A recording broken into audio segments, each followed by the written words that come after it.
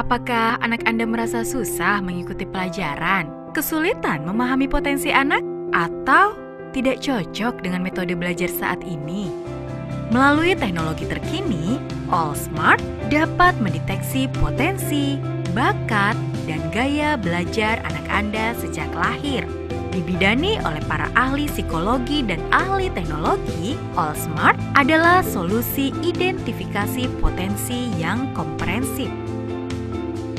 Anak saya mengikuti program AllSmart, terlihatlah potensi diri dari anak saya, sehingga kami pun dapat membantunya memilih minat dan bakat untuk kedepannya. Saya sebagai guru sangat terbantu sekali ketika membuat program pembelajaran yang sesuai dengan minat dan bakat anak-anak, sehingga program pembelajaran yang saya buat itu bermanfaat untuk anak-anak. Dengan kehadiran AllSmart, semakin mempertajam untuk mengetahui secara dini potensi anak. Bagaimana kami melakukannya? Prosesnya dimulai dari pindai sidik jari hingga mendapatkan hasil yang bisa dilihat pada aplikasi Android yang bisa di-download. Selanjutnya, Anda akan mendapatkan penjelasan yang meliputi 10 aspek penilaian mulai dari analisa bakat, potensi, dan gaya belajar. AllSmart juga memberikan layanan konsultasi via video call dan chat dengan psikolog secara interaktif.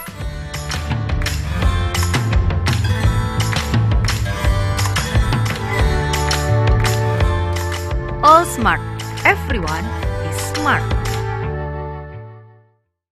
Kira-kira seperti apa perkembangan dunia, perkembangan analisa sidik jari itu sendiri di dunia ya, tidak hanya di Indonesia. Baik,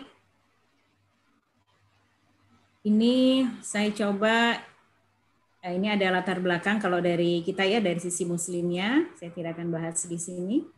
Kemudian ini ada evolusi cara mengukur bakat.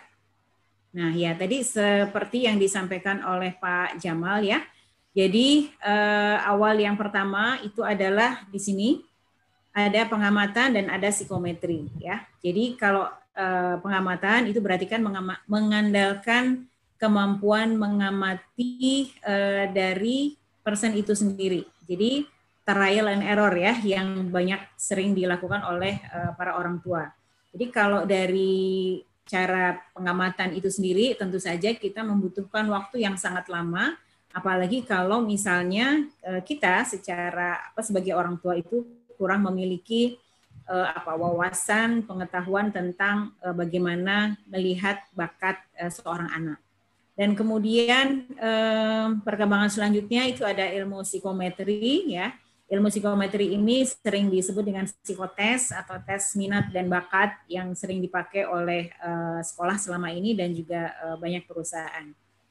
Kemudian dari psikometri sendiri akhirnya berkembang ada biometri sidik jari. Nah, di sini saya langsung ke perkembangan dari biometri itu sendiri.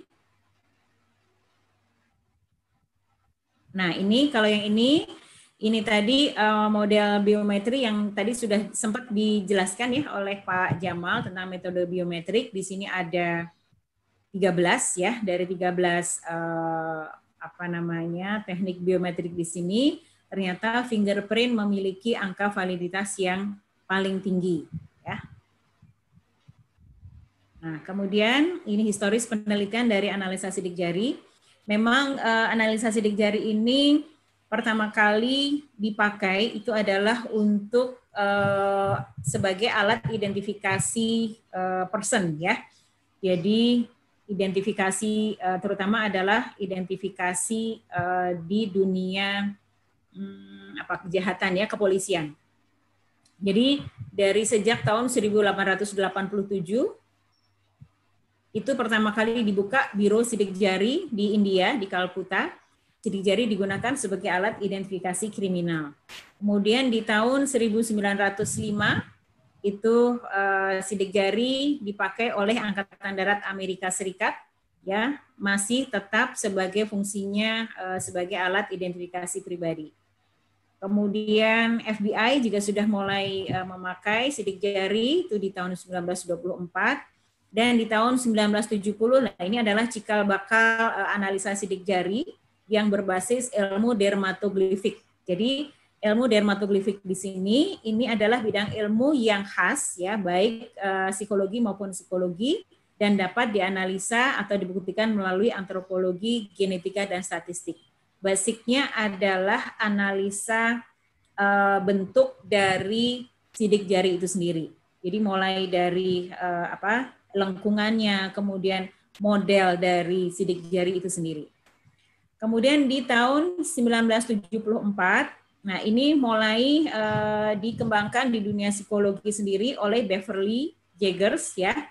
Sidik jari tercermin dalam karakteristik dan psikologi seseorang. Jadi dalam sidik jari itu kita bisa melihat karakteristik masalah psikologi seseorang. Dan berkembang lagi di tahun 1992, dermatoglifik itu digunakan juga ternyata bisa juga untuk mengidentifikasi di bidang kesehatan. Jadi ternyata dari analisa sidik jari itu sendiri bisa diketahui kira-kira seseorang itu punya potensi penyakit apa saja gitu. Jadi di sini kalau penelitian awalnya ini yang bisa diidentifikasi itu adalah penyakit endometriosis, Alzheimer, gangguan pendengaran, rongga hidung, dan lain-lain. Nah ini di tahun 92. Kemudian perkembangan selanjutnya, ini seperti tadi disampaikan, disinggung ya, sempat disinggung oleh Pak Jamal, yaitu di tahun 2004. Ada konferensi IBMBS, yaitu Lembaga Internasional untuk Biometrik dalam hal perilaku masyarakat, baik di Amerika Serikat, Jepang, maupun Taiwan. Jadi di konferensi itu sendiri membahas tentang metode pengembangan multiple intelligence berdasarkan dermatoglyphic research. Di sini penelitinya atau tokoh yang menyampaikan simposiumnya itu adalah Dr. Mary Lay, PhD. Beliau dari Taiwan dan pendidik juga. Jadi beliau menggunakan analisa sidik jari ini untuk memetakan siswa-siswanya.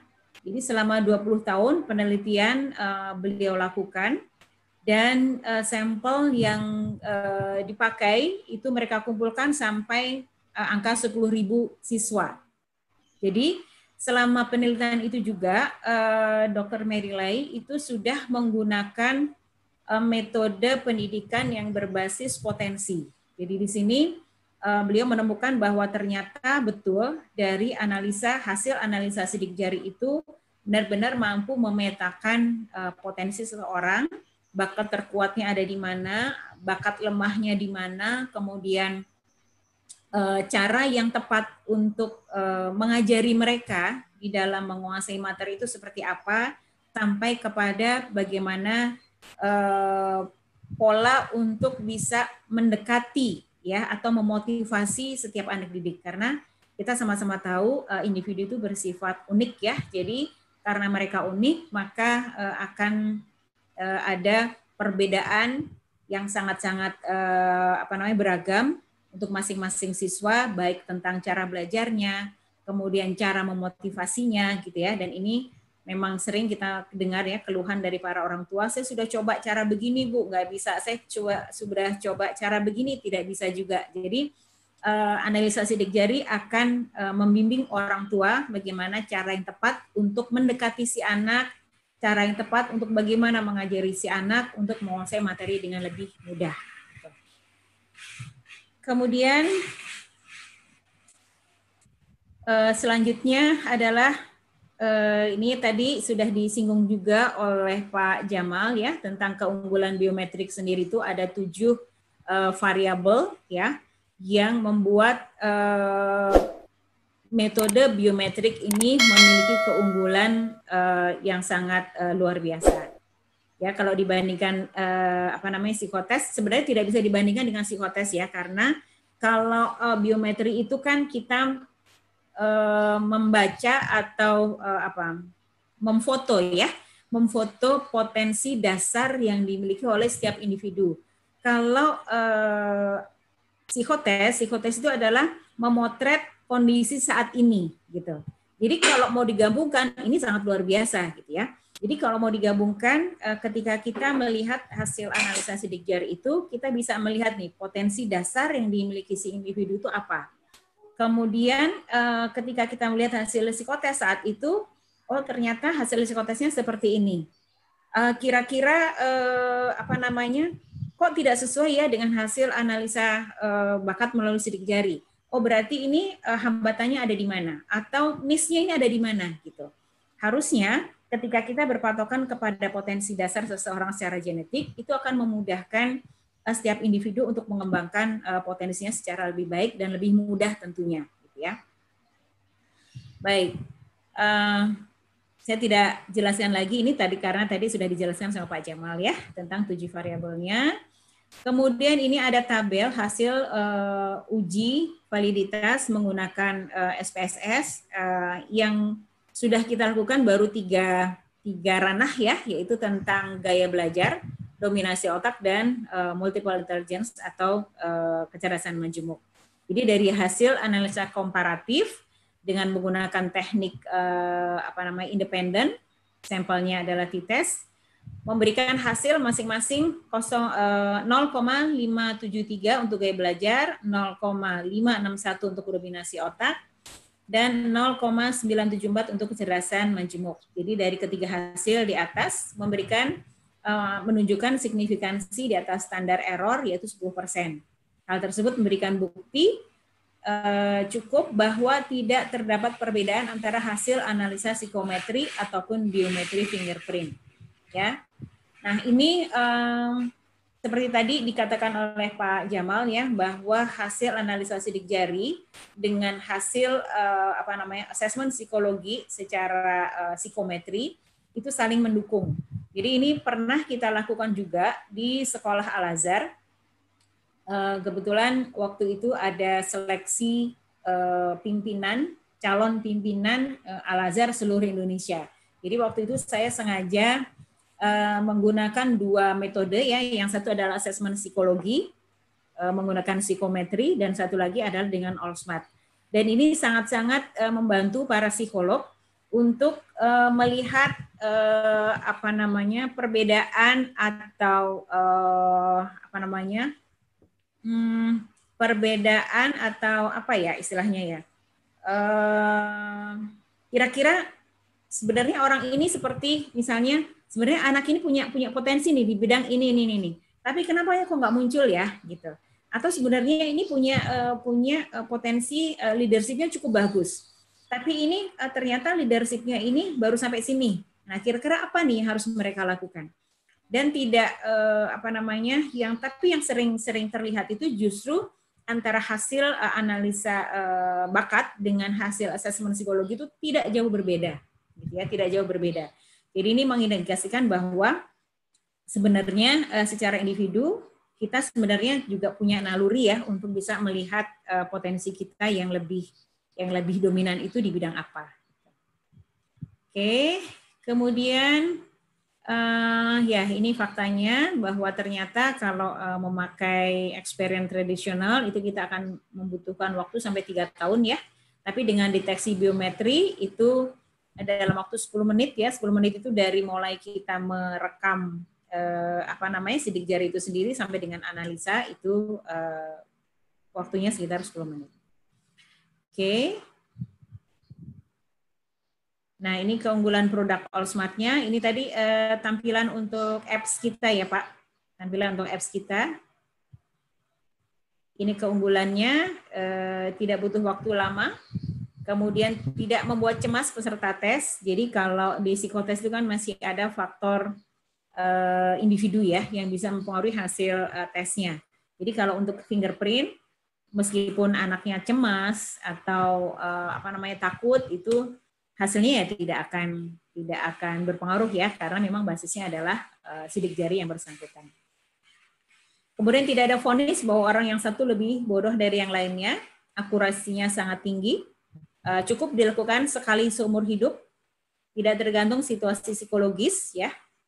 Kemudian bisa untuk anak autis atau hiperaktif, hasil tes dapat diperoleh lebih cepat dan kapasitas jumlah pengukuran bakat dalam satuan waktu cukup besar. Oke, nah ini hasilnya. Dari hasil analisa Allsmart itu ada 10 aspek yang kita lihat. Ada learning sensitive, ada response style, learning style, brain lateralisasi, general skill, pengembangan otak kanan dan kiri, multiple intelligence, personal mapping, basis motivasi, dan penjurusan. Oke, sebelum kita melangkah ke yang kita lakukan setelah analisa, saya akan mencoba untuk menjelaskan ini. Saya buka dulu tampilan hasil dari Allsmart-nya. Contoh ya. Oke, ini aspek pertama yang kita ukur, yang kita lihat, yaitu tentang daya respon. Di sini ada 2 tipe ya, ada tipe responsif dan ada tipe analytical. Nah, dari sini, dari grafik ini, cara membacanya adalah ini ada garis tengah, ada garis merah di tengah-tengah di sini. Kalau dia area areanya di sini, itu berarti dia termasuk yang tipe analytical atau skornya antara 0 sampai 300. Tapi kalau skornya di atas 300, berarti dia dikategorikan sebagai yang memiliki respon yang cenderung responsif. Nah, untuk grafik yang pertama ini semakin kecil angkanya, ini berarti yang bersangkutan termasuk individu yang analytical. Nah, kalau semakin ke atas berarti dia ada kecenderungan untuk bersifat responsif. Ya, jadi di sini kalau analytical itu ketika dia mendapatkan satu materi atau suatu informasi, biasanya dia tidak langsung memberikan respon, tapi dia endap dulu, dia renungi dulu, dia amati dulu, kira-kira materi atau informasi yang barusan dia terima itu benar apa enggak sih gitu, valid atau enggak sih gitu. Jadi kalau misalkan dia betul, dia rasa valid, maka dia akan baru memberikan respon. Nah, kebalikannya kalau responsif itu yang bersangkutan ketika mendapatkan satu materi atau satu informasi cenderungnya memang secara cepat memberikan respon. Ya, jadi pemikiran, perenungan itu lebih singkat daripada anak-anak yang tipikalnya adalah analytical. Kemudian selanjutnya adalah gaya belajar. Nah, untuk gaya belajar di sini kita cukup memperhatikan kira-kira skor yang paling tinggi itu apa. Kebetulan di sini contohnya adalah skor yang paling tinggi itu adalah visual. Berarti anak ini lebih mudah untuk belajar secara visual atau secara mengamati. Jadi kalau visual itu kan berarti dia lebih suka dia lebih mudah belajar itu dengan membaca, membuat rangkuman ya, kemudian mengamati gambar. Nah, itu adalah visual. Kalau auditori dia cenderung lebih tajamnya itu adalah di pendengaran, dan kinestetik itu dengan olah tubuh. Jadi anak-anak yang kinestetik itu biasanya memang kecenderungannya tidak bisa diam ya, atau tidak betah duduk dalam rentang waktu yang lama. Ini adalah kinestetik. Nah, kalau ada kalanya ya, kalau selama ini saya perhatikan di grafik ini itu saya tidak pernah menemukan yang skornya 0 dari 3 gaya belajar ini. Ini menandakan apa? Ini menandakan bahwa setiap individu sebenarnya punya potensi untuk belajar secara visual atau auditori atau kinestetik. Hanya saja ketika kita melihat skor yang lebih tinggi di area salah satu dari gaya belajar ini, itulah yang paling mudah dia lakukan ketika mereka belajar. Ya. Jadi di sini bukan berarti dia tidak bisa auditori atau kinestetik, karena di sini juga mereka ada kemampuan walaupun tidak semenonjol secara visual. Ya. Oke, kemudian selanjutnya ini ada serambi otak atau dominasi otak. Ini juga cukup kita perhatikan skor yang ada di diagram. Ini terlihat kalau di contoh di sini adalah otak kanannya lebih tinggi ya dibandingkan otak kiri. 54,7% kanan dan kirinya 45,3%. Nah, apakah ini bisa dikatakan seimbang? Belum, ya. Jadi secara ilmu itu yang bisa dikatakan seimbang antara kanan dan kiri kalau perbedaan skor antara kanan dan kiri itu kurang dari 1%. Jadi kalau misalkan yang satu adalah 49, yang satu 51, itu belum dikatakan seimbang. Ya, jadi kalau yang dikatakan seimbang itu apa? Bagaimana? Yang perbedaannya kurang dari 1%. Jadi dari grafik ini pun saya menemukan bermacam-macam hasil juga ya. Ada yang sangat fantastis ya, sangat ekstrim perbedaannya. Jadi saya pernah menemukan otak kanan itu sampai 70%, otak kiri 30% atau dan sebaliknya. Tapi saya juga pernah menemukan benar-benar seimbang angkanya 50%, 50. Jadi apa yang terjadi ketika angkanya ini sama, ini benar-benar di grafik selanjutnya itu semua skornya itu sama gitu. Ini luar biasa ya. Jadi memang satu aspek akan berkaitan dengan aspek yang lainnya. Oke, kemudian ini kemahiran atau saya bilang ini adalah keterampilan dasar. Ya, dari keterampilan dasar di sini ada 5 aspek yang bisa dilihat, yaitu operasional, manajerial, leadership, komunikasi, dan adaptasi. Dari sini pun orang tua cukup memperhatikan kira-kira skor yang paling tinggi apa. Di sini kebetulan skor yang paling tinggi adalah kemampuan adaptasi. Berarti individu ini memiliki kemampuan adaptasi yang lebih menonjol dibandingkan keterampilan di bidang operasional. Apa sih operasional? Operasional itu adalah untuk jenis pekerjaan yang membutuhkan ketelitian, kecermatan, gitu ya, detail gitu. Nah, kemudian bagaimana manajerialnya? Ternyata manajerialnya nomor 2 nih ya, rankingnya nomor 2 setelah adaptasi. Jadi anak ini memiliki kemampuan memanage semua tugas-tugasnya, termasuk juga memanage waktu ya. Jadi dia kemampuan untuk memanage-nya itu sangat bagus. Nah, apa bedanya dengan leadership? Kalau di leadership di sini ada kemampuan untuk mengkoordinir orang, kemudian untuk mengarahkan orang, untuk melobi orang, untuk mengambil keputusan. Sementara kalau manajerial itu hanya sebatas memanage semua tugas-tugasnya. Jadi ini perbedaan adalah antara manajerial dan leadership. Kemudian ada aspek komunikasi juga. Nah, dari 5 aspek ini pun saya tidak pernah menemukan yang skornya 0, gitu ya.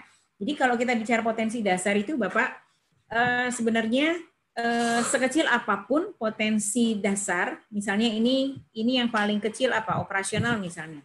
Tapi ketika kita misalnya mau mengasah kemampuan yang memang potensinya kecil, tapi kalau diasahnya itu runtut, terus menerus gitu, itu bisa juga menjadi satu keunggulan yang bersangkutan. Tapi kalau misalkan nih adaptasinya skornya tinggi, tapi ternyata lingkungan itu membuat dia tidak mampu mengembangkan kemampuan adaptasinya, itu bisa juga. Jadi anak-anak yang saya pernah waktu itu ketemu dengan anak SD ya, anak SD, kemampuan adaptasinya itu tinggi sekali. Tapi ketika dia bertemu dengan saya itu nggak bisa ngomong sama sekali, nggak keluar suaranya gitu ya. Benar-benar dia kesulitan atau mengalami hambatan untuk menjalin hubungan dengan orang lain. Tapi ternyata setelah saya konseling, nah di situ ada hambatan. Nah ketemu nih ternyata. Kenapa? Padahal ini sebenarnya potensi adaptasinya tinggi, tapi karena hambatan itu ada hambatan, jadi kebetulan waktu itu bapaknya itu terlalu menuntut ya, tuntutannya terlalu tinggi, jadi anak itu dituntut memiliki selalu mendapatkan nilai yang sempurna, jadi akhirnya anaknya tertekan dan setiap dia mau main itu selalu dilarang gitu. Udah buat apa sih main, belajar aja, sebentar lagi kan kamu ulangan, atau tugasnya lagi banyak, pokoknya nggak ada main, pokoknya waktunya belajar. Jadi akhirnya kemampuan adaptasinya tidak terasah dengan baik. Jadi ketika saya menggunakan hasil AllSmart ini sendiri, saya cukup terbantu, banyak terbantu malah ketika saya melakukan konseling untuk membantu para orang tua dan juga siswa-siswa ya untuk menyelesaikan semua permasalahannya. Jadi saya dipermudah untuk menemukan inti permasalahan itu ada di mana gitu. Itu sangat-sangat membantu buat konseling ya. Baik, kemudian selanjutnya adalah ini tentang brain potensial, potensi otak. Ini ada 10 ya. Ada 10. Ini kalau kita lihat nih potensi otak. Ada 10 mulai dari apresiasi musik, audiolinguistik, kecekatan, seni fisik, konseptual imajinasi, logika, observasi, perencanaan, pengamatan dan relasi atau network. Nah, tapi di sini beda dengan multiple intelligence ya. Kalau multiple intelligence itu grafiknya ini, ragam bakat kita sebutnya, itu ada 8 ya. Ada body kinesthetic, intrapersonal, interpersonal, linguistik, logik, matematik, musik, naturalis, dan visual spasial. Namun sebenarnya dua hal ini saling berkaitan antara ragam bakat dan juga potensi otaknya. Kita lihat sebentar ya. Di sini yang paling tinggi adalah naturalistik. Naturalistik itu adalah segala hal yang berhubungan dengan makhluk hidup ya. Kemudian visual spasial dan yang ketiga logik matematik. Kita lihat ke atas, kira-kira untuk potensi otaknya seperti apa. Nah, ternyata dia memiliki poin tertinggi di perencanaan. Ini juga sesuai dengan grafik yang di atasnya tadi, yaitu manajerial. Jadi ketika dia memiliki manajerial yang tinggi, biasanya itu memang ditunjang oleh skor perencanaan yang tinggi juga. Ya. Kemudian logiknya 10,85 ini masih termasuk tinggi ya, angka di atas 10, konseptual imajinasi. Dan kita lihat di sini ternyata benar logik matematikanya juga lumayan tinggi ya, 10,85, dan kemudian perencanaan yang tadi disebutkan di atas ternyata terkaitnya adalah di sini di naturalistik dan juga di visual spasial. Kalau visual spasial itu adalah untuk kemampuan untuk melihat ruang bidang gitu ya, atau untuk profesi arsitek biasanya ini sangat-sangat dibutuhkan kemampuan visual spasial. Nah, di sini di grafik di sini itu yang perlu diperhatikan oleh orang tua itu biasanya antara 2 sampai 3 kecerdasan atau bakat ya. Di sini paling tinggi naturalis, visual spasial atau logik matematik. Kenapa harus 3 yang harus diperhatikan? Karena kita juga harus menyesuaikan dengan minat yang bersangkutan, kemudian juga aspek pendukung. Aspek pendukung kira-kira dia lebih mudah mengembangkannya itu di bidang apa. Jadi seperti misalnya ketika kita bertemu dengan anak-anak yang misalnya ini musiknya tinggi gitu ya, musiknya tinggi, tetapi dia tidak punya wadah ya untuk bisa mengembangkan kemampuan musiknya secara baik. Jadi akhirnya kemampuan musiknya juga tidak bisa diasah secara maksimal. Nah, karena mungkin musiknya tidak bisa diasah secara maksimal, kita mencoba untuk yang kedua apa gitu. Jadi skor yang kedua itu apa gitu. Jadi di sini kita lebih mudah untuk diarahkan kira-kira anak-anak ini bisa diasahnya itu di bidang apa saja ya. Oke, kemudian selanjutnya adalah ya ini keterangan di sini itu adalah menjelaskan tadi setiap bidang aspek bakatnya. Di keterangan di sini juga kita bisa melihat adalah kecenderungan karir si cerdas alam ya. Ini saya baca di naturalistiknya. Kecenderungan karir si cerdas alam adalah ahli biologi, peneliti alam, ahli farmasi atau polisi hutan, ilmuwan flora fauna, petani, peternak, ahli cuaca, dokter hewan, pecinta alam, aktivis lingkungan hidup, aktivis binatang, dan lain-lain. Jadi di sini orang tua juga bisa membayangkan, oh kira-kira saya mau mengarahkannya itu di bidang apa nih, anak-anak kira-kira minatnya lebih ke arah mana? Lebih ke arah farmasinya atau lebih ke arah flora fauna gitu ya. Itu akan lebih mudah membantu para orang tua. Oke. Kemudian ini satu keunggulan juga di AllSmart, yaitu pemetaan diri atau sering kita sebut personal mapping. Kalau di dunia psikologi, di assessment psikologi ini biasa disebut dengan MBTI ya. Bapak mungkin pernah mendengar MBTI.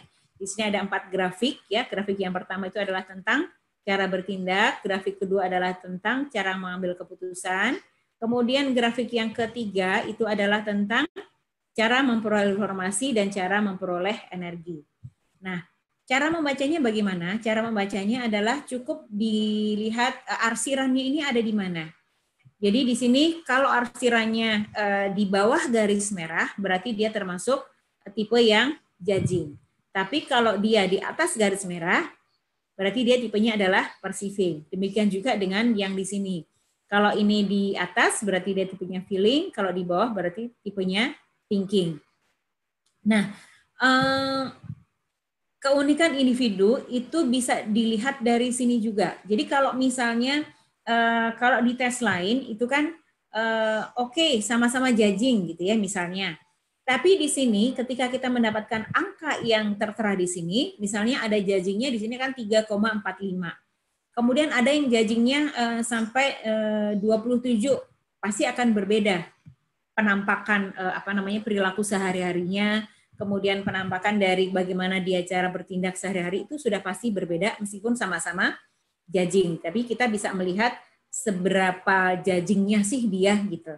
Nah, kalau di sini 3,45 sebenarnya judging itu kan untuk gambaran orang yang terbiasa dengan schedule ya, teratur, sistematis, semuanya pokoknya berdasarkan plan yang sudah dia buat. Jadi orang-orang judging itu biasanya tidak mudah untuk beradaptasi terhadap perubahan yang mendadak. Itu judging. Tapi ketika kita melihat angkanya kecil seperti ini, bisa jadi sebenarnya dia tingkat adaptasinya terhadap perubahan yang mendadak itu tidak terlalu bermasalah, bisa jadi ya. Akan berbeda sekali kalau misalnya kita mengetahui bertemu dengan orang yang judgingnya 30 misalnya skornya. Pasti kesulitan untuk beradaptasi terhadap perubahan yang mendadak itu akan sangat berbeda dengan skornya yang rendah. Nah, itu kelebihan di sini ya. Jadi tidak hanya melihat tipenya judging atau perceiving saja, tapi kita bisa melihat seberapa jauhkah dia judging atau seberapa jauhkah dia perceiving ya. Nah, untuk penjelasannya ini ada di bawahnya, judging itu seperti apa, perceiving seperti apa ya, thinking seperti apa. Tapi ini memang penjelasan di sini adalah penjelasan secara umum ya, karena kalau kita penjelasannya berbasis angka di sini akan kita dapati berjuta-juta barangkali ya variasi dari personal mapping ini sendiri ya. Jadi kita menghadirkan di sininya adalah penjelasannya secara general. Nah, demikian juga dengan cara mengambil keputusan dan cara memperoleh informasi dan juga cara memperoleh energi. Nah, dari 4 grafik ini, karena kita konsepnya adalah MBTI, ya, adalah ini sebuah alat untuk melihat tipe kepribadian seseorang. Jadi di sini 4 grafik ini kita tidak bisa membaca secara parsial ya. Kalau kita sempat mungkin kita pernah tahu ada analisa sidik jari juga yang hanya menggunakan dua grafik. Nah, itu berarti dia hanya membacanya secara parsial. Nah, kalau membacanya secara parsial ya kita tidak bisa memotret individu secara keseluruhan. Bisa jadi karena hanya parsial, kita bisa jadi akan salah memperlakukan dia gitu ya, atau melihat kepribadian secara utuh itu bisa jadi salah gitu karena hanya 2 yang dibaca ya. Kalau kita ini keempat-empatnya kita baca. Cara bacanya bagaimana? Di sini hasilnya kita lihat ya. Ini adalah berarti dia tipenya extrovert. Extrovert itu simbolnya adalah E, kemudian intuiting itu simbolnya adalah N. Berarti EN ya.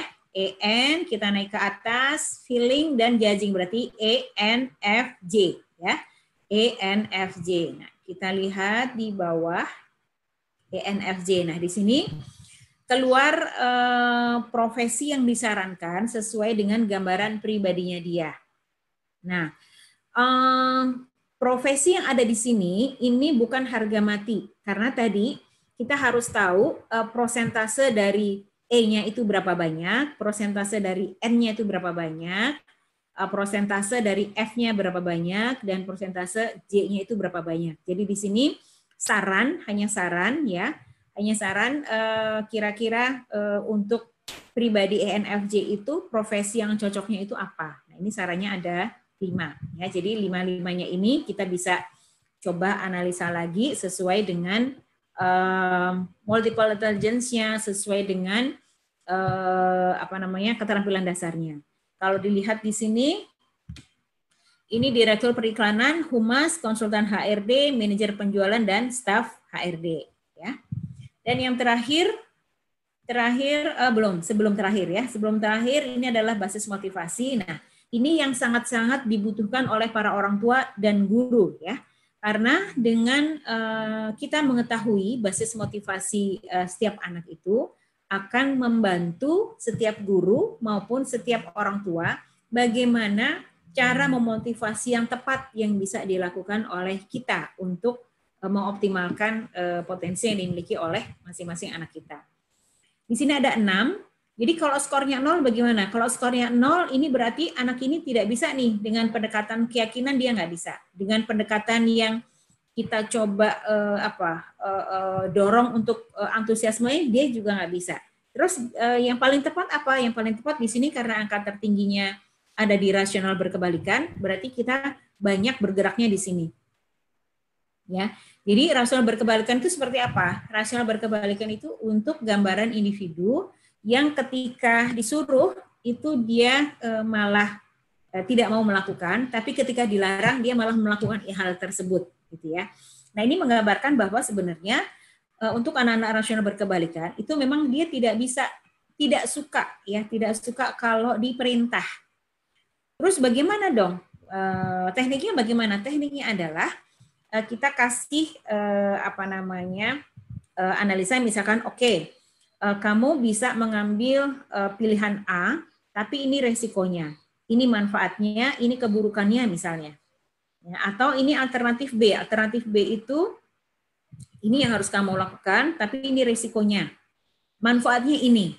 Dan kita serahkan keputusan kepada yang bersangkutan. Dia lebih nyaman itu kalau pendekatannya seperti itu. Nah, tapi di situasi yang lain, karena di sini ada tiga juga ya basis motivasi yang dimiliki, yaitu ada hubungan, target, dan pertimbangan. Jadi di sini tidak hanya kita beri dia ruang untuk mengambil keputusan sendiri, tapi dia ternyata juga membutuhkan hubungan yang nyaman dengan orang lain. Jadi dia kalau misalnya sudah nggak suka sama orang, itu biasanya akan sulit untuk mendengar saran apapun dari orang tersebut. Jadi harus ada rasa nyaman, ya rasa nyaman dengan orang tersebut. Target, dia juga bisa dikasih target, meskipun di sini hanya 20% ya motivasi berbasis targetnya, tapi memang dia tipenya memang harus dipakai dengan target. Jadi misalnya ini kalau seorang sales gitu ya, target kamu bulan ini sekian, atau target kamu pekan ini sekian misalnya. Nah, itu berbasis target. Terus kemudian kalau anak sekolah bagaimana? Kalau anak sekolah berarti targetnya apa? Targetnya misalnya ini semester yang lalu kamu nilai yang rendah apa? Nah, berarti bikin program. Biar nilainya naik apa yang harus dilakukan? Terus kemudian capainya diukur secara jelas, itu target. Ya, jadi dari sejak dini kita bisa melatih anak-anak itu membuat targetnya sendiri, ya disesuaikan dengan kemampuan yang dia punya. Kemudian kalau pertimbangan di sini dia membutuhkan banyak alasan, ya, ketika dia diminta untuk melakukan sesuatu atau ketika dia dilarang melakukan sesuatu. Jadi kalau mau nyuruh dia, kita juga harus siap alasannya apa. Kenapa dia harus melakukan itu? Atau kenapa sih dia tidak boleh melakukan itu? Dia butuh alasan yang tepat, alasan yang logis, ya. Alasan yang logis yang bisa dia terima, itu adalah pertimbangan. Jadi kalau kita melihat grafik basis motivasi, ini ada 4, berarti bagaimana dong untuk penerapannya? Penerapannya disesuaikan dengan situasi yang terjadi pada saat itu. Jadi ada situasi tertentu yang kita bisa memakai pendekatan rasional berkebalikan. Tapi ada situasi tertentu yang lain, dia lebih butuhnya adalah basis motivasinya hubungan. Jadi dia butuhnya, oh, udahlah ya aku yakin kok sama kamu, tenang ya, sabar ya. Nah itu adalah berbasis motivasi hubungan. Kalau target kita kasih semangat, kita kasih challenge supaya dia bangkit dari dari kondisinya saat itu. Kemudian pertimbangan berarti kita berikan alasan tadi ya. Demikian, ini yang terakhir adalah saran bidang studi. Ini adalah untuk SMA ya. Ini 10, angka 10, ini karena tadi di multiple intelligence ini tidak ada yang sangat dominan. Jadi ini kan perbedaannya sangat kecil ya, 14, 11, 10 gitu. Tapi kalau misalkan ada yang satu dominan, ini misalnya naturalistik dominan nih sampai 30 misalnya. Nah, kemudian yang lainnya itu kecil-kecil gitu. Saya pernah mendapati itu linguistik itu sampai angkanya itu 60. Jadi sisanya itu yang lain-lain itu kecil-kecil sekali. Nah, itu baru keluar tuh. Untuk yang penjurusannya itu nomor 1 adalah bahasa. Nah, itu ya. Jadi poin yang pertama ini basisnya adalah tadi multiple intelligence ya.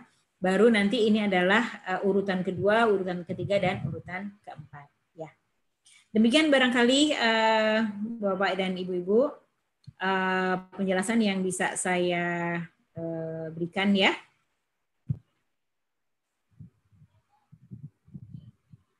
Mangga, tunggu. Baik Bu Aini. Ya. Terima kasih banyak Bu Aini atas penjelasannya yang luar biasa, sudah sangat detail. Mudah-mudahan Pak Medi dengan Pak Aris cukup jelas ya Pak. Silakan kalau ada yang di untuk sesi selanjutnya mungkin Pak Aris sama Pak Medi ada yang mau ditanyakan kepada Bu Aini. Dipersilakan Pak.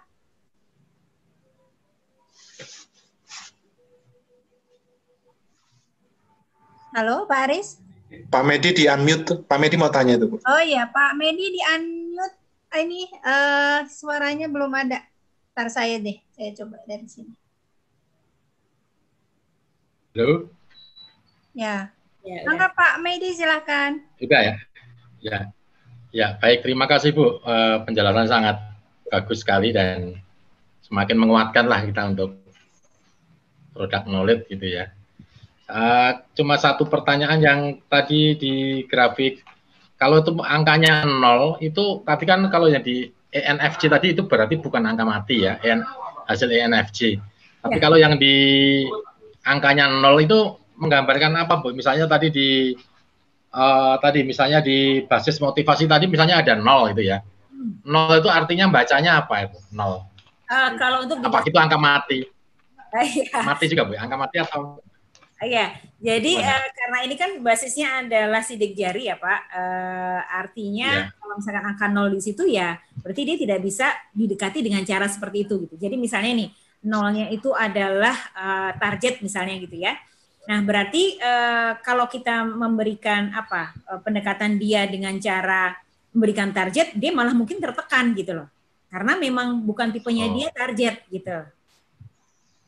Paham ya? Nah, tapi tadi agak lewat juga saya jelaskan ya, di personal mapping tadi itu ada juga kadang-kadang kita menemukan skor 0 Pak. Skor 0, sebentar ya, saya buka lagi. Sudah kelihatan belum? Belum ya? Belum. Lupa. Bentar.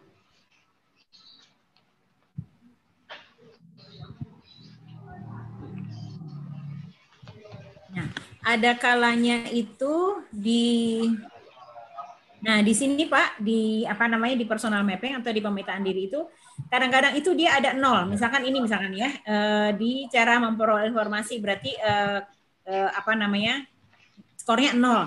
Nah, skor 0 di sini bukan berarti dia nggak bisa mengolah informasi, tidak, tapi justru dia lebih fleksibel. Jadi situasi tertentu dia apa namanya bisa intuiting, situasi tertentu lain dia bisa pakai sensingnya gitu.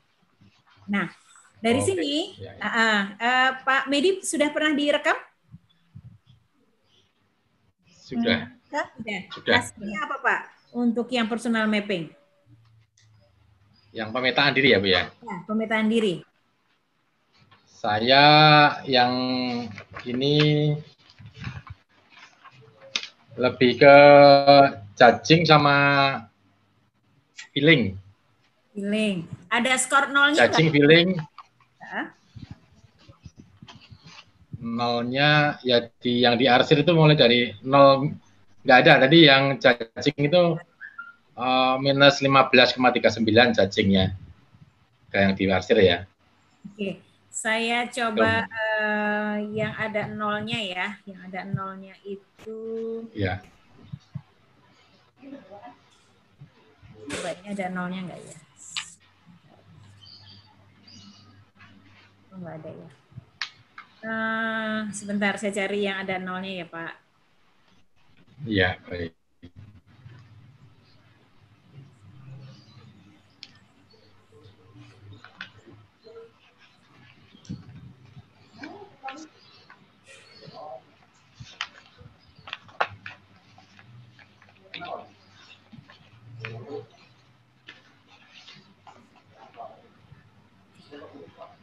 Kalau basis motivasi tadi ada yang 0.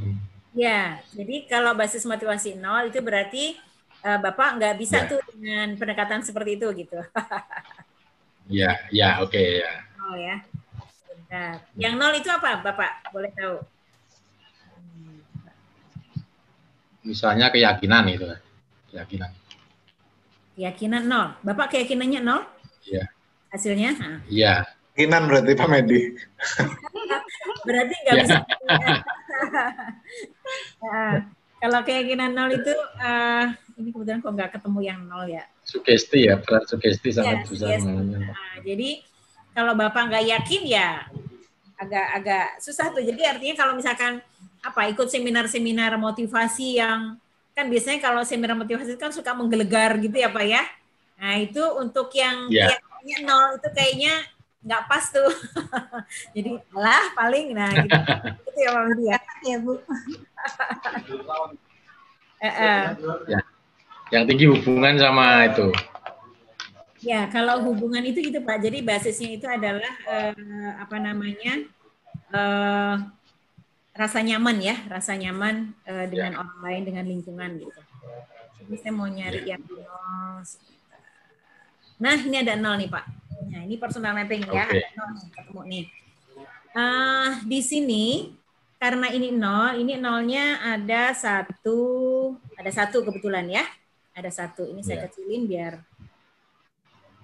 Nah ini berarti kan dia tipenya apa nih? E, ya ini kan extrovert, S, ES, ESFJ atau ESTJ ya, ada 2. Jadi ini 0 di sini.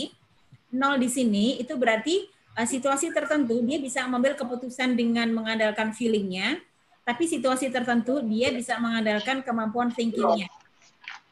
Jadi pengertian feeling di sini bukan berarti dia tanpa pertimbangan atau tanpa logika ya, tapi dia lebih bisa memperhatikan aspek lain atau aspek secara personal. Jadi misalnya nih kita punya faktanya adalah 1, 2, 3, 4, 5 gitu. Kalau faktanya 1, 2, 3, 4, 5 berarti keputusan yang harus diambil harusnya A misalnya. Nah untuk orang feeling biasanya meskipun di situ prosedurnya adalah keputusan A yang harus diambil, tapi dia akan melihat sisi personil dari yang bersangkutan. Tuh kalau kita ngambil keputusan A kayaknya belum tepat nih saat ini karena kondisi yang bersangkutan adalah begini. Kita pending dulu deh keputusan A-nya, gitu ya. Kita coba kasih perlakuan begini dulu. Kira-kira dia mau bisa berubah nggak, gitu. Nah itu feeling. Tapi kalau thinking ini kaku, jadi dia tegas maksudnya. Tegas, dia benar-benar sesuai SOP. Jadi kalau misalnya harus A yang diambil keputusannya, dia udah harus A. Jadi dia nggak akan peduli aspek yang lainnya. Nah, tapi bukan berarti thinking itu jelek, karena apa? Ada banyak profesi yang membutuhkan cara mengambil keputusannya itu thinking. Apa contohnya? Dokter, gitu ya. Dokter itu ya kalau misalkan gejalanya flu ya dia akan memberikan obat flu gitu, nggak akan mungkin dia memberikan obat sakit perut misalnya gitu. Jaksa itu juga gitu, pengacara begitu juga.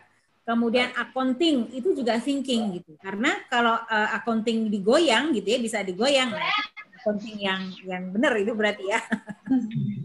Seperti itu Pak. Salah jurusan itu. Ya, jadi makanya di sini sifatnya dua, ESFJ dan ESTJ. Nah, secara kalau ESFJ berarti ini adalah profesi yang disarankan, kalau STJ ini adalah profesi yang disarankan. Nah, tapi kalau untuk dunia karyawan ya, dunia perusahaan, ini nanti kita tampilannya tidak seperti ini, Pak. Kalau dia sudah karyawan ya, nanti kita tampilannya seperti ini, itu akan jadi bingung, waduh, berarti saya nggak cocok dong Bu, gitu ya. Nah, nanti kalau untuk karyawan tampilannya adalah misalnya FSJ. FSJ itu tipenya orang. Terus kemudian sifat-sifatnya ya Bu. Lebih kepada kekuatan yang dimiliki, kelemahan yang dimiliki, kemudian kembangannya seperti apa. Itu adalah untuk karyawan. Ya. Demikian juga dengan tipe-tipe yang lainnya. Itu Pak Medi ya. Ya, terima kasih Bu. Jadi bisa dua ya Bu ya hasil ini. Ya, ESFJ dan ESTJ. Ya, betul. Bisa 8 juga ya Bu. Pernah bisa 8 ya. Dari nolnya banyak. Yang 0 Pak. Diulangi yang karyawan tadi Bu. Yang ditampilkan apa? Iya. Untuk karyawan nanti yang ditampilkan adalah keunggulan yang dia punya atau kekuatan yang dia punya, kemudian kelemahannya apa, terus kemudian cara pengembangan dirinya itu harus bagaimana. Itu yang dikeluarkan nanti untuk karyawan. Oh, untuk karyawan dan memang untuk pelajar beda ya? Beda, iya. Oke. Satu lagi Bu, tadi yang mau tanya. Ya, silakan Pak. Ya, terima kasih. Tadi dari Pak Dodi tadi yang menjelaskan tentang aplikasi Allsmart itu kan rencana ada berbagai produk layanan di Allsmart Bu ya, gitu. Ya. Maksudnya tuh nanti itu terintegrasi nggak antara Allsmart ini dengan produk-produk yang lain itu untuk dalam kita memasarkannya atau menawarkannya ke customer gitu atau calon customer gitu Bu. Oh iya. Berbagai layanannya itu, ya. Ini kalau kita lihat di sini, ini yang kita lakukan setelah analisa ya. Yang pertama nanti ada konsultasi gratis. Jadi nanti di aplikasi itu Pak ada tombol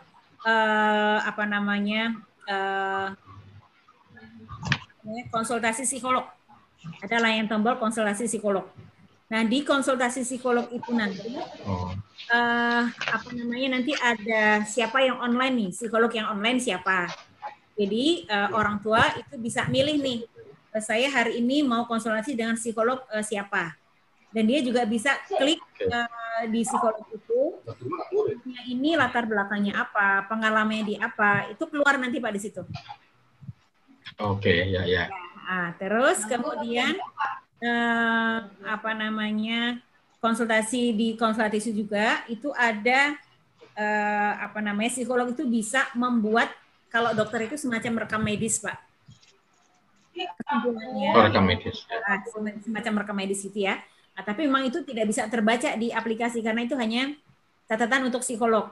Nah, ketika ini orang yang sama akan melakukan konsultasi lagi di lain kesempatan, psikolog yang berikutnya yang misalnya untuk konsultasi kedua dia dengan psikolog yang berbeda misalnya gitu ya. Psikolog yang kedua ini bisa membaca nih rekam medisnya di situ. Ya. Jadi waktu itu catatan konsultasi apa yang harus diperhatikan apa gitu ya, atau nanti psikolog bisa ngecek juga, Ibu saran psikolog yang lalu sudah dilaksanakan atau belum, itu bisa langsung terekam di situ. Ya. Baik. Ya. Baik Bu, terima kasih. Ya. Ya cukup, terima kasih. Ya, sama-sama. Saya mau tanya ini. Ya, Pak Aris, silakan. Saya itu kalau sama Pak Medi kebetulan Yang ada di Pak Medi di saya nggak ada. Yang di Pak Medi nggak ada, saya ada. Kebalikan saya sama Pak Medi. Gitu ya. Saling melengkapi lah, Bu. Ya. Apa tuh kira-kira, Pak? Yang saya mau tanya ini, Bu. Tadi saya dari presentasi itu tahun 2004 itu baru ada penelitian terhadap 10.000 ya. Ya. 10.000 siswa.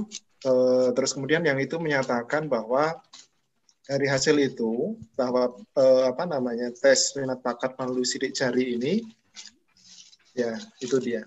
Nah, itu mulai semacam lebih bisa diterima gitu, Bu ya. Kurang lebih itu ya. Ya.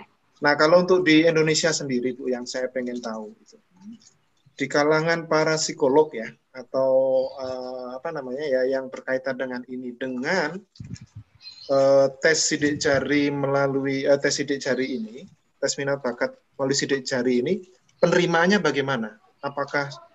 Apakah maksudnya secara dominan sebagian besar itu sudah bisa terima, atau sebagian masih merasa tersaingi, atau gimana, Bu? Itu yang pertama. Ya. Sekalian yang kedua, ini yang berkaitan dengan yang karyawan tadi ya, yang karyawan. Pengalaman Allsmart itu dalam pendekatan ke perusahaan ya, perusahaan yang membutuhkan semacam tes minat dan bakat. Itu selama ini perusahaan-perusahaan macam apa?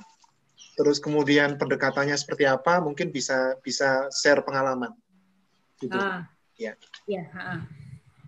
Ya, saya yang kedua dulu yang saya jawab ya, Pak. Ya. Kalau untuk di perusahaan memang karena tadi Pak kita terbentur pandemi ya, jadi memang yang pernah saya lakukan itu baru di Al-Azhar, Pak. Di Al-Azhar yang seleksi calon pimpinan seluruh Indonesia itu. Terus kemudian ada beberapa sekolah kecil itu juga untuk memilih atau menyaring calon kepala sekolah atau pimpinan sekolah. Jadi di situ saya biasanya presentasi atas hasil yang sudah didapat. Kemudian dari presentasi itu saya membantu untuk mengambil kesimpulan lah, memberikan gambaran ini si A bagaimana, si B bagaimana, dan akhirnya melalui diskusi itu akhirnya dapat tuh Pak, oh benar berarti betul juga ya ternyata si A ini seperti ini. Berarti yang pas yang mana nih Bu di antara misalkan sekian calon gitu. Nah, kalau untuk perusahaan secara besar itu memang kemarin kita baru mau jalan dengan itu Pak OKOC. Kita OKOC di mana? Di Jakarta. Kita ketemu dengan CEO-nya, kemudian sempat presentasi juga dengan Bang siapa yang abangnya Sandi itu? Lupa namanya. Jadi di OKOC itu nanti ada program training ya. Training. Nah, jadi Allsmart itu diharapkan terlibat di situ. Gitu. Jadi setelah dipetakan melalui Allsmart, kita tahu kelemahannya ada di mana, karena kan kalau entrepreneur itu kan kita butuh profil yang khusus juga ya Pak untuk entrepreneur. Jadi sebagai entrepreneur dia kurangnya di apa? Nah dari situ nanti kita membuat semacam trainingnya mau diarahkan kemana seperti itu. Nah tapi itu juga tadi sekali lagi terbatas, kita ketemu corona, jadi pelatihannya belum bisa dijalankan Pak karena dari OKOC itu pelatihannya mintanya offline ya. Kemudian pertanyaannya ini tahun 2004 ya betul, ini 2004 ini memang jadi 2004 itu jadi 10.000 anak ini Pak, 10.000 anak ini tidak diperoleh dalam tahun 2004 aja. Jadi ini adalah kumpulan dari beberapa tahun sebelumnya yang dilakukan oleh Dr. Mary Lay itu tadi. Dan di Jerman ya, sekolah gymnasium school itu juga sudah menggunakan basisnya adalah analisa sidik jari. Itu dia pakai dari anak usia umur 5 tahun. Jadi pendidikan di gymnasium school di Jerman itu dari umur 5 tahun itu anak-anak juga sudah dipetakan bakatnya ada di mana, bakat terkuatnya ada di mana. Kemudian di usia 16 tahun mereka sudah langsung terjun ke masyarakat untuk mengimplementasikan bakat yang dia punya. Jadi umur 17 ketika dia masuk perguruan tinggi itu sudah nggak ada salah jurusan Pak di Jerman itu Pak anak-anaknya. Jadi sudah benar-benar sesuai dengan bakat yang dia punya, gitu. Bakat dan pengalaman yang dia punya. Dan untuk di kalangan psikolog sendiri itu betul kata Pak Aris tadi, masih ada yang pro dan kontra, biasalah Pak, masih ada yang pro dan kontra. Sebagian besar itu kalau yang kontra itu memang dia masih pandangannya masih lebih ke pseudoscience ya. Jadi dianggapnya itu ini nggak ilmiah lah gitu. Padahal sebenarnya kalau kita lihat penelitian, memang kebetulan penelitian itu yang sudah banyak melakukan penelitian itu di luar negeri ya. Itu jurnal juga sudah banyak penelitian-penelitian tentang validitas dari analisa sidik jari itu sendiri. Gitu kira-kira Pak Aris. Baik, terima kasih Bu. Sama-sama Pak. Baik, Pak Aris dengan Pak Medi, bagaimana? Sudah tidak ada pertanyaan lagi? Dari saya sudah cukup, Bu. Cukup. Bu Lalas. Cukup, Bu. Ya, cukup ya, alhamdulillah. Ya. Baik. Cukup. Terima kasih Bu Aini. Ya, terima kasih banyak atas penjelasannya. Terima kasih juga untuk siapa? Oh ya Bu Aini. Ya. Pak Jamal dan yang lain, ini saya mohon maaf lupa banget untuk memperkenalkan Bu Ika. Mungkin Bu Aini juga belum kenal Bu Ika ya. Aduh ya Allah, kelupaan gitu. Padahal beliaulah Bu Ika ini yang luar biasa Bu semangatnya. Beliau ini yang memperkenalkan kita semua dengan Pak Medi dan Pak Aris begitu. Kita kasih kesempatan sebentar ya Bu ya untuk Bu Ika. Silakan Bu Ika. Assalamualaikum, selamat pagi semuanya. Perkenalkan, nama saya Ika Wirasari Kusumawardani. Saya timnya Pak Aris ini. Ibu-ibu dan bapak sekalian, saya fokus pada pengembangan pendidikan ya Ibu ya, terutama ini di Brilliant Kids Club. Kemudian beberapa bulan lalu sebenarnya saya sudah dapat informasi Allsmart ini. Kita ketemu Bu Lalas itu akhir tahun ya Bunda ya. Kita ketemu akhir tahun. Memang kan awalnya ceritanya karena sambil mengajar, melihat bagaimana ya cara memaksimalkan gaya belajar anak, tadinya sih seperti itu. Kemudian saya ketemu Bunda Lalas, kita ngobrol, ternyata Bunda Lalas di Allsmart. Nah, baru saya follow up ketika masa pandemi malahan ya. Awal-awal masa pandemi itu saya beranikan dengan suami mau tahu itu gimana sih, seperti apa sih. Ternyata baru sekitar 3 bulan ya Bunda Lalas ya. Alhamdulillah sih untuk awal saya baru menangani sekitar 50-an ya, 50-an klien yang masa pandemi loh, 50 luar biasa. Saya close deh buat Bu Lalas. Tapi sebenarnya buat saya yang terbiasa kerja dengan target ya Bunda Lalas, itu saya tuh sampai malu di grup itu, aduh saya jangan-jangan paling sedikit nih gitu. Jangan saya paling sedikit nih. Karena saya sama ini Aris ini, beliau ini mentor saya, Bunda Lalas. Kenal Pak Aris sudah lama sekali, benar-benar seperti ayah sendiri sebenarnya. Itu benar-benar saya dididik nih sama Pak Aris nih dari awal. Saya di Brilliant sebagai manajer, kemudian sekarang membuka di BNR ya, kita terus pengembangan juga. Nah, kalau dari yang tadi Pak Dodi ceritakan, kita bisa Brilliant bisa masuk dalam aplikasi, nanti kan Allsmart punya aplikasi gitu, kemudian minat bakatnya kemana anak-anak ini, karena kami fokusnya di bidang ini ya, kursus bahasa Inggris. Itu bisa ya kita pengembangan ke depannya bersama-sama gitu ya. Bisa Bu Ika. Bisa ya. Artinya target marketnya biar sama-sama seperti itu. Nah, inginnya baik Brilliantnya juga dan Allsmart ini kita sama-sama punya hasil maksimal di situ. Dan kebetulan kemarin sebenarnya kami baru komunikasi secara detail untuk Allsmart ini sama Pak Aris dan Pak Medi itu baru pekan lalu. Tapi tanggapannya alhamdulillah ya dari hasil penjelasan, dan beliau-beliau juga sudah merasakan hasil fingerprintnya. Kemudian ke depannya ya memang kita mau memaksimalkan itu semua. Itu saja mungkin. Baik, terima kasih Bu Ika. Jadi Bu Ika dan saya adalah satu tim, jadi mudah-mudahan nanti Pak Aris dengan Pak Medi juga akan berada di dalam tim yang sama ya. Kita saling mendukung ya Pak Aris, Pak Medi, mudah-mudahan nanti di perjalanan kalau misalkan ada yang perlu kami bantu, kami tetap siap bantu, baik dari cabang Bogor maupun dari pusat ya Pak Bu Aini ya. Pak Indra. Bu Lala, udah lupa nih yang belum saya... mangga Pak. Mangga Bu. Ini apa kaitannya dengan layanan untuk sekolah ya.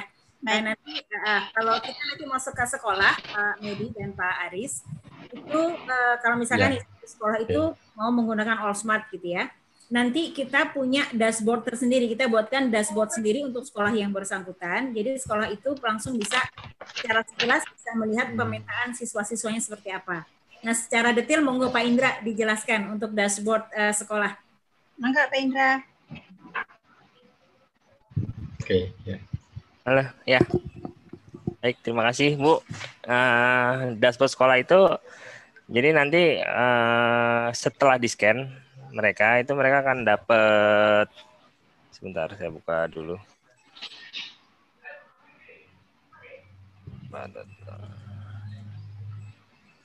Jadi mereka akan dapat akun. Mau share screen Pak Indra? Ya, boleh. Bentar.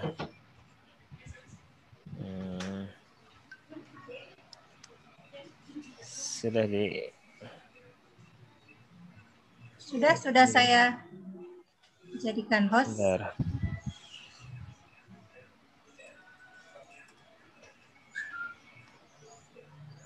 Bentar, saya lupa loginnya. Jadi ada semacam ini ya Pak ya. Apa tuh namanya? Apa namanya ya selain dashboard? Ya.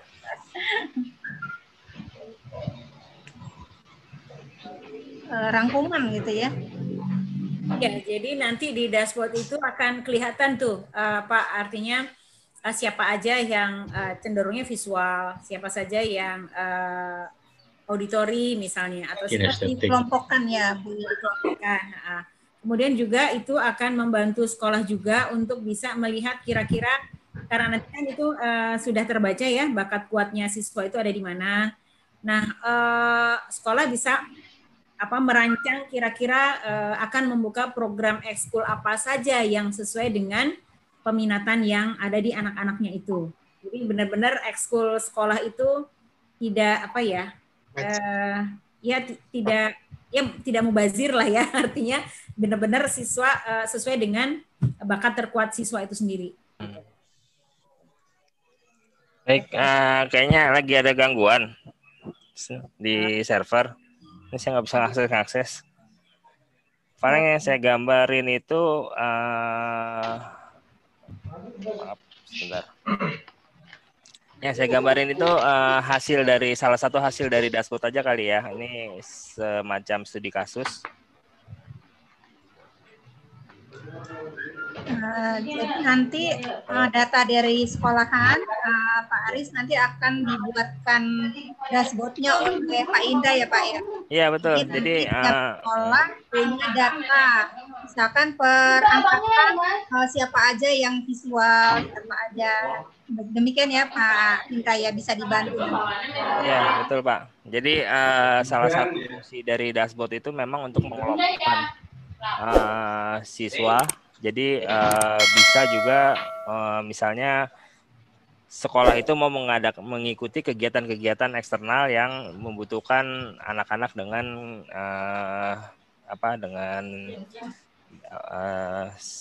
dengan personality yang tepat gitu. Ya ini sebagai contoh. Saya mohon maaf tadi dashboardnya saya coba kayaknya saya habis rubah tabel jadi ada yang salah, ada yang keseleo. Ini bentar. Ini kita ambil contoh studi kasus di salah satu SMA. Jadi misalnya salah satu SMA ini ingin mengikuti kompetisi robot dengan maksimal anggota 6 orang. Nah, kita pilih 6 orang itu ada pimpinan tim, desainer, mekanik, juru bicara, dan anggotanya. Nah, bagaimana sih Alsmart bisa membantu gitu, tidak cuma di personal tapi di kelompok. Nah, ketua tim itu seperti apa gitu. Jadi ketua tim adalah orang punya jiwa kepemimpinan, visioner, fleksibel, dan termotivasi pada target. Jadi tadi ada basis motivasinya, target, kemudian dia di MBTI-nya ada orang yang fleksibel. Nah, di situ kita bisa kelompokkan, Pak. Siapa-siapa saja dari satu sekolah itu yang punya potensi seperti itu. Nah, di sini kita dapat 3 orang. Nah, kemudian dari desainer, kita juga sama, orang yang kreatif, otak kanan, memiliki kemampuan visual spasial yang bagus dan sangat detail. Jadi kita kelompokkan ini otak kanan, orang yang detail, sensing, dan visual spasialnya, multiple intelligence-nya ada di visual spasial. Nah, dari sekian ratus orang yang kita tes, itu ada 1 orang saja yang punya kemampuan seperti itu.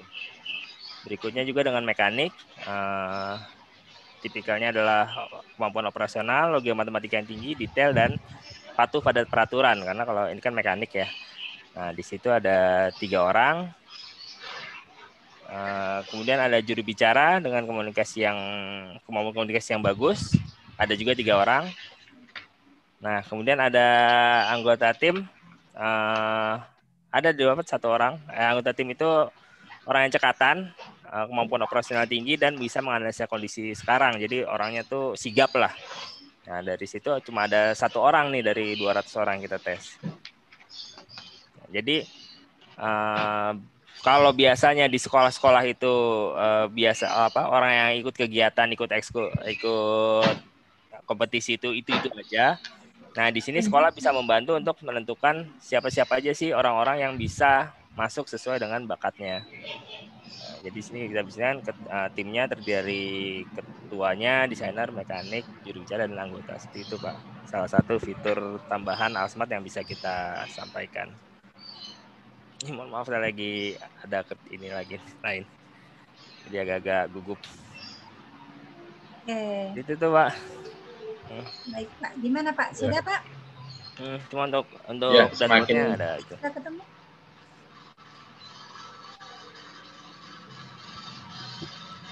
Halo, Pak Indra? Ya, Pak. Sudah, Pak? Atau ada yang mau di... Sudah, itu saja. Nanti saya coba berbagi dashboardnya dulu, nanti saya sampaikan. Baik. Oke, mohon maaf Pak Aris, dashboardnya tidak bisa ditampilkan untuk saat ini karena ada hal teknis ya yang Pak Indra hadapi. Jadi pada kesimpulannya adalah saya pernah dan SMA IT boarding Al-Kafi ini juga saya sendiri waktu itu yang menganalisa ke sana, dan memang betul. Jadi setelah mereka tes, kemudian didapatkan hasilnya, dan kami datang membawa psikolog dan tim untuk menjelaskan kepada para guru, gitu, kepada kepala sekolah, dan itu didapatkan dashboard seperti itu. Jadi ada untuk siswa Al-Kafi yang sudah dites itu berapa orang yang visual, ya, berapa orang yang kalau dari segi gaya belajar atau dari multiple intelligence nanti juga dikelompokkan lagi. Apapun yang diminta data oleh pihak sekolah itu bisa kami berikan gitu. Mungkin kalau sekolah sendiri yang mengelompokkan, mengklasifikasikan itu akan kesulitan begitu. Jadi kami pihak IT, Pak Indra itu membantu untuk mengklasifikasikan sesuai dengan yang diinginkan oleh sekolah. Kalau sekolah menginginkan berdasarkan gaya belajar, nanti akan dikelompokkan siapa aja yang memiliki gaya belajar, misalkan visual semua, berapa persen visual, berapa persen auditori gitu, untuk supaya nanti metodologi belajar oleh para guru itu bisa disesuaikan di dalam kelas itu yang dominannya visual atau auditori gitu. Atau mungkin kinestetik yang memerlukan alat peraga, karena bagi anak kinestetik dia akan lebih cenderung menyerap jika menyentuh begitu ya Pak ya. Atau mungkin untuk basis motivasi ya, saya beberapa kali ke sekolah itu yang sangat menarik buat mereka adalah memotivasi, karena banyak sekali guru-guru yang tidak tahu bagaimana cara memotivasi, karena yang mereka tahu hanya memberikan sugesti begitu, tapi kok nggak ngefek. Nah disitulah mereka membutuhkan basis motivasi ini yang cenderung digunakan sehari-hari gitu. Kemudian tapi karena sekolah itu jumlah siswanya banyak, nah maka mereka membutuhkan data itu di dalam satu kelas itu, siapa aja yang rasional berkebalikan gitu, siapa aja yang hubungan gitu, sehingga guru bisa melakukan treatmentnya kepada siswa secara personal. Nah, mungkin sekilas demikian. Nanti suatu saat kalau kita ada ketemu lagi dengan Pak Indra, nanti kita minta dashboardnya ya, atau bisa lewat WA nanti kita kirim ke Pak. Hari ini juga saya selesaikan.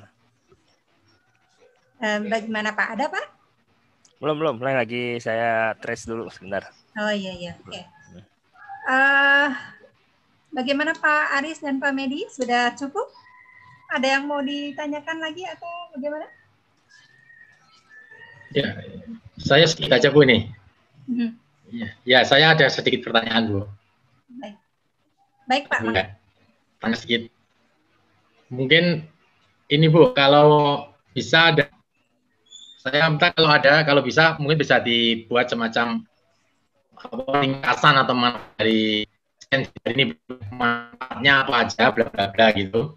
Kemudian aplikasinya secara ringkas dulu. Itu kami presentasi menjelaskan ke calon customer gitu. Manfaat dari scan sidik jari ini dan aplikasinya, penerapan contoh seperti contoh studi kasus tadi bagus sekali gitu. Untuk contoh itu. Baik Pak. Mungkin Bapak membutuhkan konten-konten ya Pak, dari brosur, proposal dan sebagainya. Nanti kami kirim via WA ya Pak, via Bu Ika, atau bisa juga saya langsung ke Bapak. Ya. Kami kirimkan beberapa pendukung supaya Bapak bisa siap Pak Aris. Nanti ya memodifikasinya atau bagaimana ya, nanti Pak Aris dengan Pak Medi. Nanti coba kami bantu ya Pak, nanti kami kirimkan via WA. Demikian. Pak Indra, bagaimana Pak? Iya. Benar. Baik, terima kasih Bu. Ya sudah, itu saja. Smart token. Saya sedang mau berbagi. Bu Lala, sedikit permintaan. Oh, mangga Pak Aris. Yang pertemuan hari ini tadi yang disampaikan Bu Aini, rekamannya dikirim ya.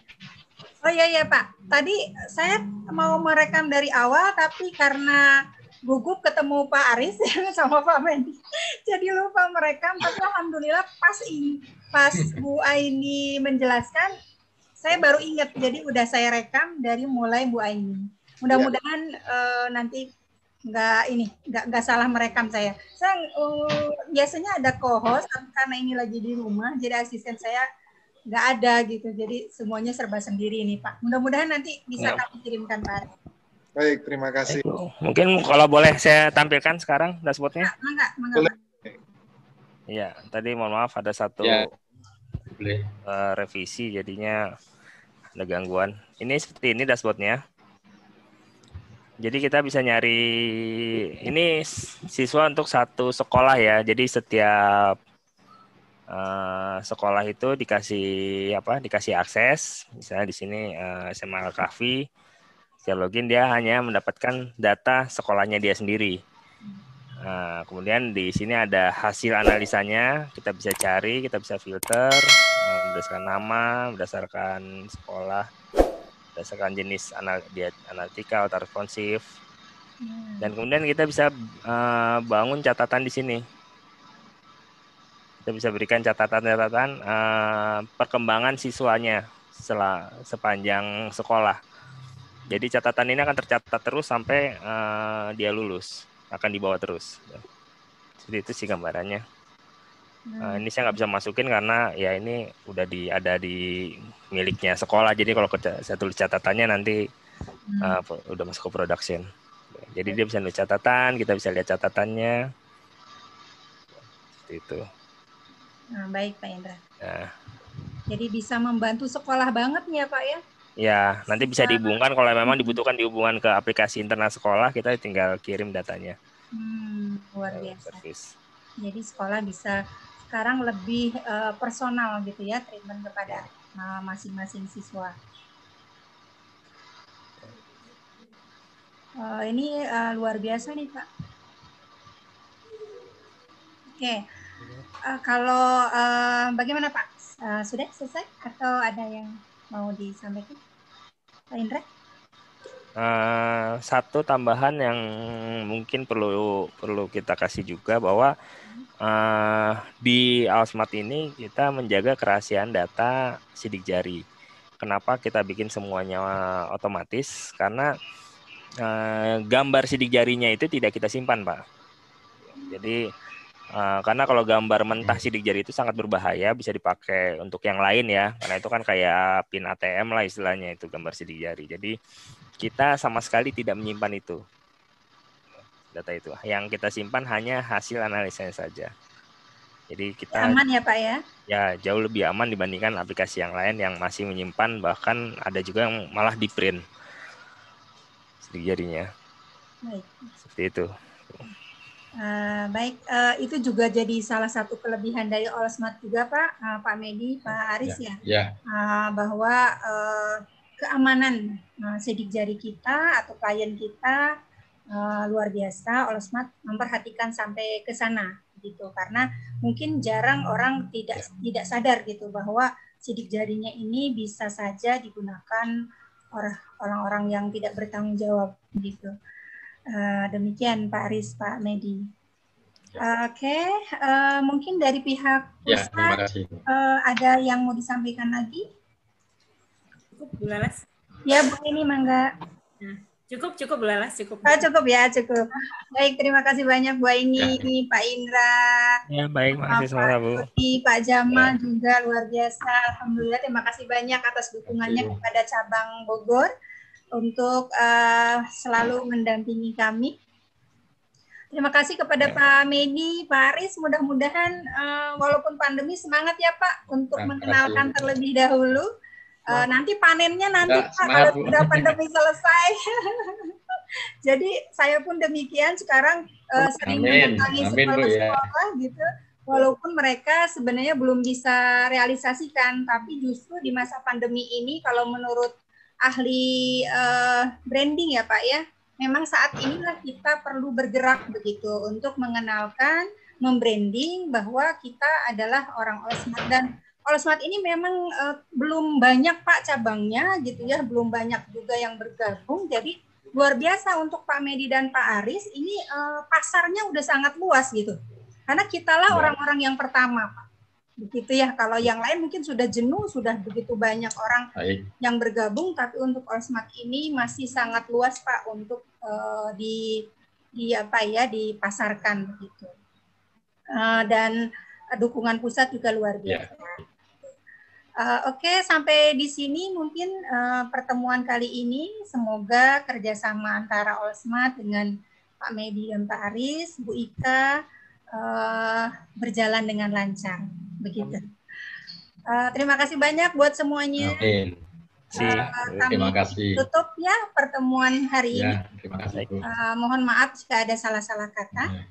Terima kasih. Selamat siang dan sampai jumpa. Sampai jumpa.